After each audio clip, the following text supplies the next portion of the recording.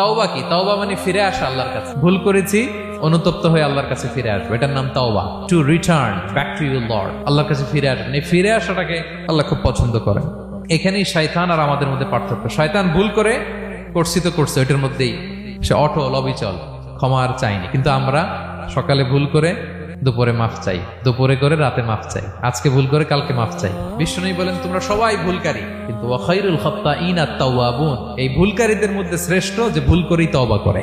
আমার প্রিয় ভাইয়েরা, এই তওবার দৃশ্যটা দেখতে আল্লাহ বড্ড পছন্দ করে। বান্দা যখন ভুল বুঝতে পারে, মাথাটা নিচু করে চোখের পানি ছেড়ে বান্দা যখন কাঁদতে শুরু করে, এই দৃশ্যটা দেখলে আল্লাহ সহ্য করতে পারে না। আল্লাহর রহমতের দরিয়ায় জোশ খেলে যায়, বান্দা যা চায় আল্লাহ তাই দিয়ে দেয়। তখন চোখের পানির এত বড় পাওয়ার।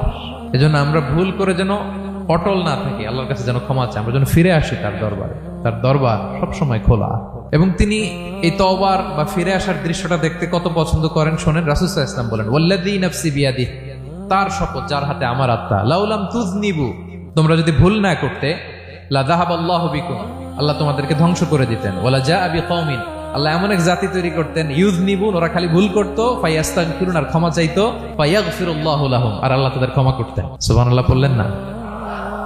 গাফিরিয যামবি ওয়া কাবিলিত তাওব, তিনি পাপ মোচন করার জন্যই তো তিনি আমার রব। তার দয়ার কোনো শেষ নাই, তার মায়ার কোনো শেষ নাই।